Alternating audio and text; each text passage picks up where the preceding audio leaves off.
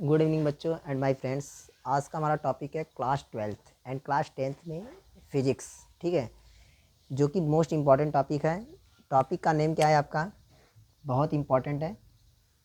ठीक है, टॉपिक का नेम आपका क्या है कि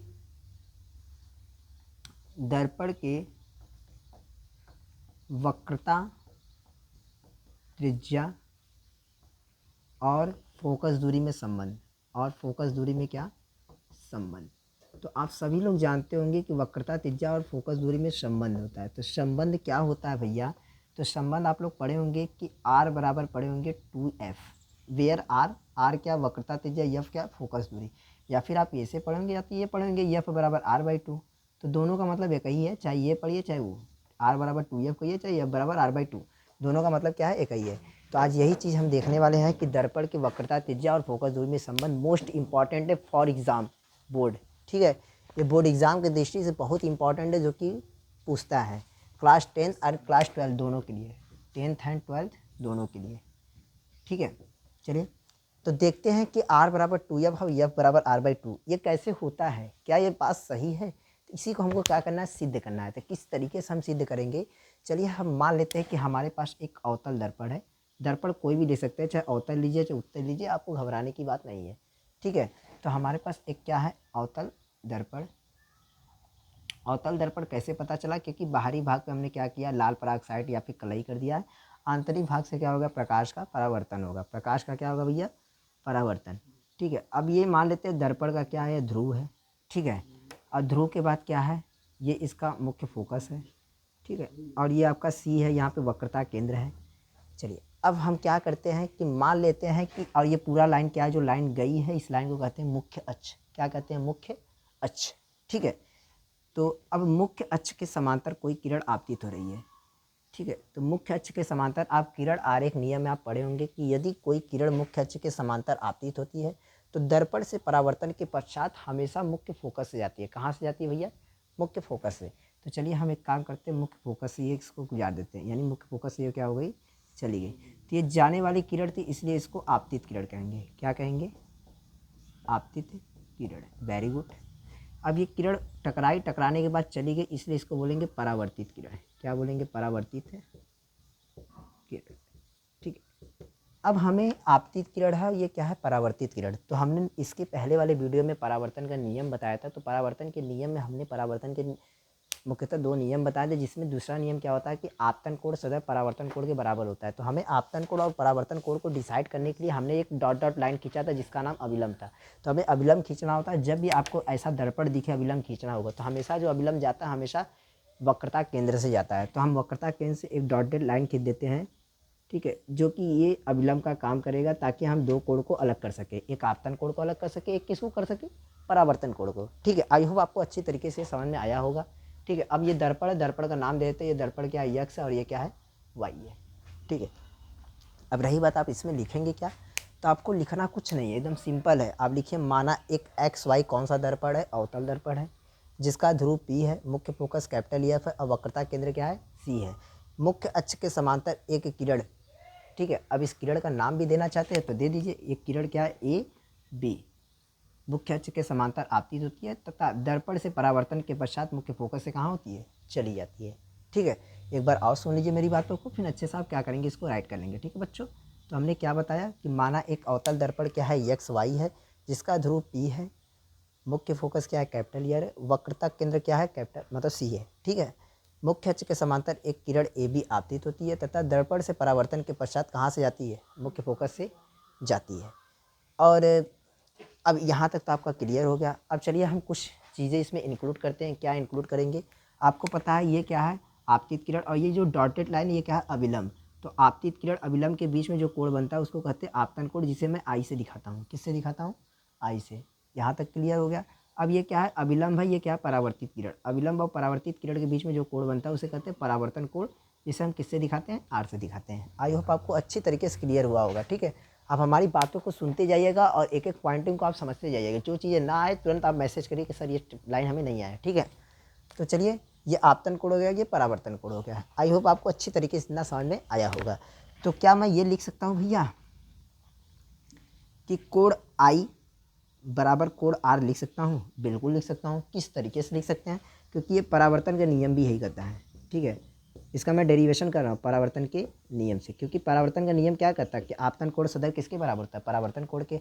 अब ये कोण आई का नाम लिखेंगे, आई बन कहाँ रहा है, तो आई का नाम क्या होगा, कोण का नाम क्या होगा आपका, ए बी सी, यानी कोण ए बी सी किसके बराबर होगा भैया, ये ए बी सी किसके बराबर था, आर का। अब ये आर का नाम क्या लिखेंगे, सी बी एफ, क्या लिखेंगे, code C B F. I hope आपको अच्छी तरीके से समझ में आएगा। अभी हमने कुछ नहीं किया भैया, बस आई और आर का हमने नाम लिखा है कि कौन से कोड में वो बिलोंग कर रहा है, ठीक है। इसको समीकरण नंबर 1 बना के हम क्या करेंगे, छोड़ देंगे।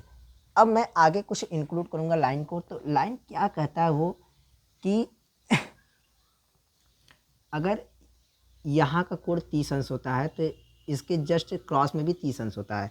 अब आपके दिमाग में चल रहा होगा कि सर ऐसा क्यों कर रहे हैं आप, तो ऐसा इसलिए होता है बच्चों, क्योंकि एकांतर अंतःकोण का नाम सुने होंगे कि एकांतर अंतःकोण में आप कोण आपस क्या होते हैं, बराबर होते हैं। मतलब एकांतर अंतःकोण का नियम क्या होता है कि क्रॉस में जो कोण होते हैं वो बराबर होते हैं। वो किस नियम के तहत बराबर होते हैं, तो एकांतर अंतःकोण के तहत बराबर होते हैं। तो अब मैं चाहूँ तो यहाँ पे आई आपका बना है, तो अब मैं इसको डॉट डॉट आगे जब बढ़ा दूंगा तो यहाँ भी आई बन सकता है। किस तरीके से बन सकता है, क्योंकि यहाँ पे आई कोड है तो यहाँ भी आई कोड होगा। वो भी कैसे बराबर होगा, एकांतर अंतः कोण से। तो इस कोड का नाम है क्या, तो कोड क्या है, ए बी सी। तो यहाँ पे हम लिखना चाहें तो लिख सकते हैं कि कोड ए बी सी किसके बराबर होगा, यहाँ के। अब इस कोड का नाम क्या हो जाएगा, बी सी एफ। क्या हो जाएगा भैया, बी सी एफ, कोड का नाम लिख दे रहे हैं, ठीक है। तो हमने क्या बोला, ए बी सी, ये आई है बच्चों, तो ये भी आई होगा। किस तहत बराबर होगा, एकांतर अंतःकोण के। आप यहाँ पर लिखना चाहें तो लिख भी सकते हैं कि कोड आई बराबर क्या हो जाएगा, कोड आई। कैसे बराबर होगा, तो अगर आप नियम लिखना चाहते हैं तो यहाँ नियम भी आप लिख सकते हैं कि एकांतर अंतःकोण आपस में क्या होते हैं, बराबर होते हैं, एकांतर अंतःकोण से, ठीक है। क्योंकि मैं यहाँ क्रॉस में एंगल क्या होते हैं, बराबर होते हैं। ये एकांतर अंतःकोण का नियम हो गया, ठीक है। अब इसको समीकरण नंबर 2 बना दीजिए। अब बच्चों समीकरण 1 और समीकरण 2 की जब तुलना करेंगे, यहाँ पे ए बी सी है, यहाँ भी ए बी सी है, तो जाहिर सी बात ये वाला पक्ष इसके क्या हो जाएगा, बराबर हो जाएगा। तो समीकरण 1 व 2 की तुलना करने पर, ध्यान से बने रहिए हमारे साथ, ठीक है। समीकरण 1 व 2 की तुलना करने पर, क्या करने पर, तुलना करने पर। चलिए तुलना करते हैं भैया। तो जैसे ही तुलना करोगे तो ए बी सी के बराबर है, जाहिर सी बात है कि एंगल सी बी एफ किसके बराबर हो जाएगा, एंगल बी सी एफ के, ठीक है। ये कैसे बराबर हो गया भैया, तुलना करने पर, ठीक है। अब बात को समझते हैं। आप जानते हैं कि किसी त्रिभुज में जब दो कोण बराबर होते हैं तो जाहिर सी बात वो त्रिभुज आपका बन जाता है समद्विबाहु त्रिभुज।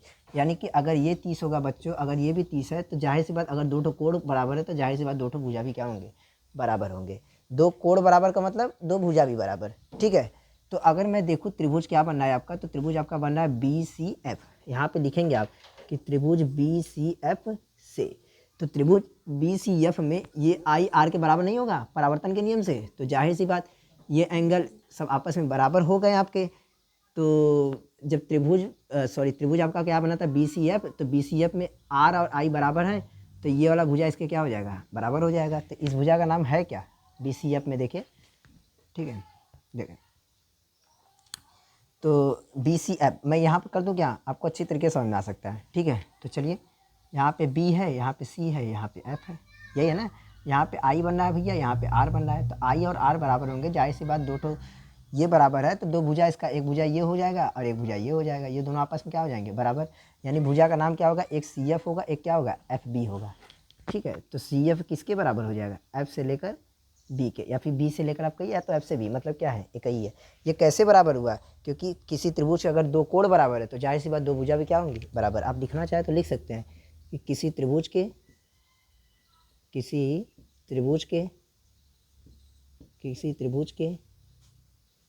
दो कोण बराबर हैं, तो भुजा भी क्या होंगी, बराबर होंगी, भुजा भी बराबर होंगी। आई होप आपको अच्छी तरीके से समझ में आया होगा, ठीक है। तो हमने आपको क्या बताया कि सी एफ किसके बराबर होगा, एफ बी के बराबर हो गया है, ठीक है। सी एफ किसके बराबर होगा, एफ से लेकर बी के बराबर। आई होप आपको अच्छी तरीके से आपको समझ में आया होगा, ठीक है। अब मान लेते हैं कि यहाँ पे कि माना दर्पण का द्वारक छोटा है। द्वारक का मतलब होता है व्यास। माना दर्पण का द्वारक क्या है, अत्यंत छोटा है। क्या है, अत्यंत छोटा है। तो दर्पण का व्यारक जैसे जैसे ये छोटा होता जाएगा वैसे वैसे पॉइंट बी धीरे धीरे खसकते खसकते कहाँ से आ जाएगा, बी पर। तो जो ये बिंदु पी है, तो जो ये बिंदु पी है ये अप्रॉक्सिम कहाँ पहुँच जाएगा, पी के बराबर। यानी कि जो बिंदु पी बी है ये कहाँ पे आ जाएगा, पी पर। यानी जो बिंदु बी स्थित कहाँ हो जाएगा, ध्रुव पर स्थित हो जाएगा। ठीक है, तो जहाँ बी है वहाँ पे हम पी लिख सकते हैं। तो यहाँ पे सी एफ बराबर क्या हो जाएगा भैया, एफ। यहाँ बी की जगह क्या लिख सकते हैं, पी लिख सकते हैं। ये कब होगा, जब आपका दर्पण का द्वारक छोटा होगा। छोटा मतलब इसका व्यास जो है ये धीरे धीरे धीरे धीरे कम होता गया। जब धीरे धीरे कम होता जाएगा जाहिर सी बात पॉइंट बी कहाँ पे आ जाएगा, पी पे आ जाएगा। वही लिखा, माना दर्पण का द्वारक अत्यंत छोटा है तो ये जो बिंदु बी है तो बी कहाँ पे पहुँच जाएगा, पी पर। यानी सी एफ किसके बराबर हो जाएगा, एफ पी के। यहाँ सी एफ है, यहाँ एफ है, एफ लिखिए। अब बी की जगह क्या लिख देंगे, बस पी लिख देंगे, बस खत्म होने वाला है। ठीक है, अब हमें देखिए हमें निकालना क्या है। तो अब आपको बता दें हम कि सी एफ तो मिल गया। अब यहाँ पे एफ पी है तो हम दोनों पक्षों में क्या करते हैं, दोनों पक्षों में एफ पी जोड़ते हैं। एफ पी क्या करते हैं, जोड़ते हैं। चलिए जोड़िए। जैसे जोड़ेंगे तो सी एफ और प्लस एफ पी, फिर प्लस एफ पी सॉरी बराबर F P plus F P. देखिए सी एफ में हमने एफ पी जोड़ा, एफ पी अगर नहीं जोड़ेंगे तो आपका वही इक्वेशन बन जाएगा, लेकिन जोड़ने से कुछ ना कुछ काम होगा। देखिए काम क्या हो रहा है, तो सी एफ और एफ पी, तो सी से लेकर एफ और एफ से लेकर पी, ये छोटा दूरी और ये छोटा दूरी, जब दोनों को आपस में मिला देंगे तो सी से लेकर क्या हो जाएगा, पी। क्या हो जाएगा, सी से लेकर पी बराबर, और एफ पी कितना हो जाएगा, 2FP। चूँकि हम आपको बता दें कि सी और पी है क्या, सी वक्रता केंद्र और क्या है, ध्रुव। तो वक्रता केंद्र से ध्रुव की दूरी को क्या कहते हैं, वक्रता त्रिज्या आर। और एफ से लेकर पी, तो एफ क्या है, मुख्य फोकस, और पी क्या है, ध्रुव। तो मुख्य फोकस और ध्रुव के बीच की दूरी क्या कहते हैं, स्मॉल एफ, जिसे हम कहते हैं फोकस दूरी। भाई एफ से लेकर पी की दूरी को क्या दिखाते हैं, स्मॉल एफ कहते हैं भैया। और सी से लेकर पी की दूरी को क्या कहते हैं, वक्रता त्रिज्या, जिसे हम आर से दिखाते हैं। ठीक है, तो सी पी का मान क्या हो गया, आर। तो यहाँ पे आर बराबर, यहाँ पे 2 है तो 2 रहने दो भैया, एफ पी का मतलब क्या होगा, स्मॉल एफ। यही आपको क्या करना था, प्रूफ करना था। या फिर एफ का मान जब निकालेंगे तो 2 का गुणा इधर के बाद आर बराबर क्या हो जाएगा, 2/r/2। ठीक है, आई होप आपको अच्छी तरीके से समझ में आया होगा। एक बार हमारे साथ और एक्सप्लेन कर लीजिए, इससे अच्छा आपका तैयार हो जाएगा। ठीक है, चलिए मिलते हैं। कि पहले आपको थोड़ा सा बता दें। ठीक है, तो हमने क्या बोला कि आप लिखेंगे क्या, मैटर एक बार सुन लीजिए, आप ही को लिखना है। ठीक है, माना एक अवतल दर्पण क्या XY है, जिसका ध्रुव P है, मुख्य फोकस कैपिटल E है और वक्रता केंद्र क्या है, कैपिटल C है। ठीक है, मुख्य अक्ष के समांतर एक किरण AB आपतित होता है तथा दर्पण से परावर्तन के पश्चात मुख्य फोकस से चला जाता है। अब आपको क्या करना है कि आपतन कोण परावर्तन कोण डिसाइड करना है, तो हमें अभिलंब खींचना होगा। तो अभिलंब कहाँ से जाता है, तो अभिलंब हमेशा वक्रता केंद्र से जाता है। तो वक्रता केंद्र से डॉट डॉट लाइन खींच दोगे तो ये क्या हो जाएगा, अभिलंब का काम करेगा। कोण I कोण R के बराबर। अब देखिए एंगल क्या है, ABC, तो ABC बराबर किसके होगा, यहाँ पे R, इस R का नाम है क्या, CBF। तो यहाँ पे CBF लिख दिए, इक्वेशन 1 बना के छोड़ दीजिए। अब यहाँ I है तो यहाँ भी I होगा। कैसे I होगा, एकांतर अंतर कोण के तहत। तो इस कोण का नाम क्या आता है, ABC। अब इस एंगल का नाम देना होगा तो BCF। तो यहाँ पे BCF। अब समीकरण 1 और समीकरण 2 की जब तुलना कर देंगे, देखें जब तुलना करेंगे भैया तो ABC के बराबर, CBF किसके बराबर, BCF के। अब किसी त्रिभुज में 2 कोण बराबर हो गए तो त्रिभुज बना क्या है आपका, BCF। अब इस त्रिभुज में 2 कोण बराबर है, एक R I के बराबर हो जाएगा। ठीक है, यहाँ पे लिखा भी हमने, जब 2 कोण बराबर, जाहिर सी बात 2 भुजा बराबर, तो 2 भुजा हमने बराबर दिखा दिया। तो CF किसके बराबर होगा, FB के।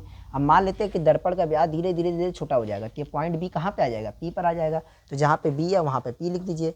अब दोनों पक्षों में क्या करते हैं, FP जोड़ते हैं। जैसे FP जोड़ेंगे तो CF प्लस FP और बराबर FP प्लस FP। FP कितना हो जाएगा, 2FP हो जाएगा। और CF और FP, देखिए CF और FP छोटा छोटा दूरी आप जोड़ेंगे तो बड़ा दूरी बन जाएगा, C से लेकर P। यहाँ पे CP हमने लिख दिया बराबर 2FP। ठीक है, CP का मान क्या हो जाएगा, R। क्यों, क्योंकि C क्या वक्रता केंद्र और P क्या है, ध्रुव। वक्रता केंद्र ध्रुव के बीच की दूरी को वक्रता त्रिज्या कहते हैं। F क्या, मुख्य फोकस और ध्रुव के बीच की दूरी क्या कहते हैं, स्मॉल F अर्थात फोकस दूरी। ठीक है, अब देखिए तो CP की जगह आप R लिख दीजिए, 2 है तो 2 रहने दीजिए, FP की जगह आप स्मॉल F लिख दीजिए। यही आपको प्रूफ करना था। Hence proof. वीडियो को लाइक कमेंट शेयर करना ना भूलिए। ठीक है, मिलते हैं नेक्स्ट वीडियो में।